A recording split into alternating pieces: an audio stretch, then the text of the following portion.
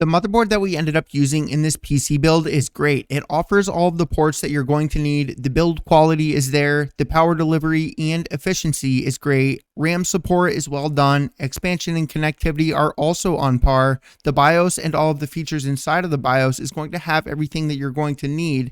And then as far as aesthetics go, that is always going to be personal preference, but I do think that the motherboard looks great and it fits the build perfectly.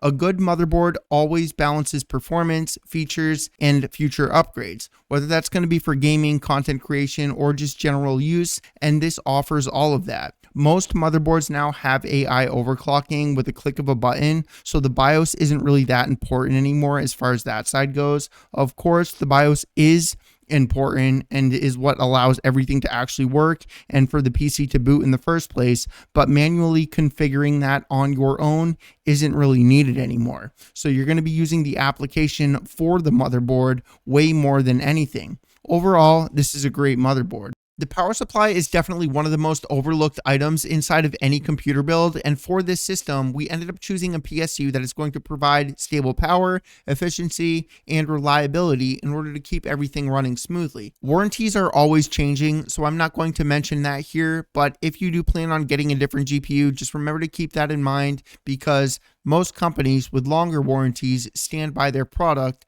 The ones with shorter ones are the ones that you should be wary of, and if I was you, I would just avoid any of those. The PSU is from a reputable brand with quality components, ensuring stable voltage regulations and long-term durability, and even under the load, the PSU remains quiet thanks to an efficient cooling design, but I gotta be really honest here, I would be lying if I ever noticed any power supply making more noise than the actual system.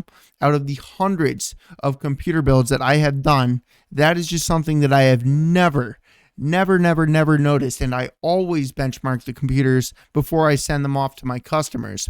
A good PSU is the foundation of a stable and reliable PC build, and this one delivers on all fronts. It's efficient, quiet, and it's built to last. If you're picking a PSU, just make sure that you choose one that has all of the safety features if you end up planning on getting one other than this one, because if anything happens like a power surge, I don't want your entire system to be fried.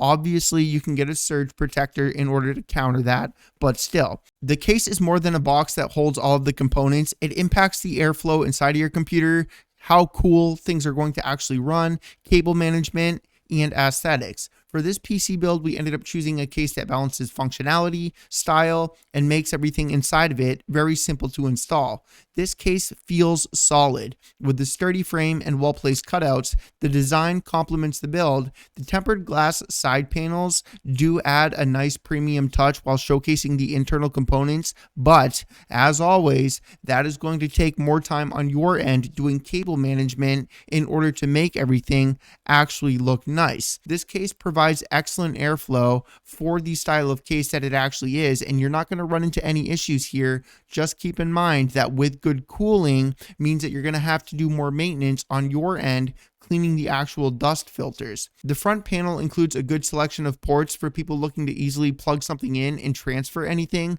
I personally use the front I/O on my personal computer more than anything when it comes down to transferring media, recordings, etc. So as simple as a front panel port may seem, having fast ports is a really nice thing to actually have, and this case offers that. A great case makes building easier, it feels premium, and it keeps the system cool while looking good, and this one checks all of the right boxes. Keeping your CPU cool is so important for performance and longevity, and this AIO liquid cooler does do a really good job of handling the heat, and it also looks really cool. I don't think anybody is going to deny that. It does look pretty cool. And in comparison to air coolers, it does offer lower peak temperatures and faster heat dissipation, which makes it a great choice for high performance builds, which yes, I am fully aware that there are some air coolers out there that do a good job at keeping the CPU cool, but I don't think anybody is going to argue with me that AIOs do a much better job at this overall.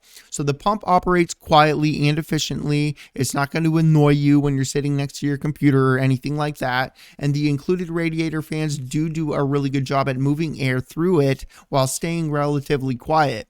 With the PWM control, the system does adjust speeds dynamically. This AIO is an excellent addition to any computer build. It offers great cooling performance. The noise levels are low. They're not going to annoy you. And personally, I know that aesthetics come down to personal preference, but I do think that it looks cool. So if you're running a high-end performance CPU, if you're streaming, if you're doing any overclocking, recording, or anything like that on your computer, then I can definitely recommend this thing because it will keep your CPU staying and running nice and cool, which will increase the longevity of it. The processor is the heart of the build, which is going to be handling everything from gaming and multitasking to content creation and productivity. The CPU that we've ended up choosing here is great for performance, efficiency, and future-proofing the overall build. The chip delivers strong single-core performance for gaming and high multi-core performance for demanding workloads like video editing, streaming, photo editing, and things of that nature. Whether you're running games at high frame rates or just handling intensive applications, the CPU is going to keep up without breaking a sweat. Power draw remains efficient for the performance level, and the chip has headroom for overclocking.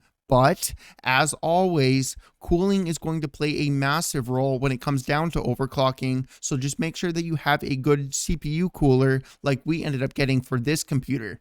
This processor is an absolute powerhouse for this build, delivering excellent performance across the board, whether that's going to be for playing video games, whether that's somebody that's into content creation and wants to get into streaming and recording, or just handling professional workloads using things like the Adobe Suite, DaVinci Resolve, and things of that nature. It's fast, efficient, and it's ready for the future. So overall, I highly recommend this thing. The GPU really is the driving force behind gaming performance and creative workloads on your computer. And for this build, we ended up picking a graphics card that is going to deliver across the board and isn't going to let anybody down that is trying to build something similar. In real world use, this card handles most modern games at high settings with a smooth frame rate, and one of the benefits of PC gaming are the settings that nearly every single video game has, which you can adjust. So if you have a 4K monitor and or TV, but the graphics card is not getting the FPS that you would like, you can either lower the settings in order to get more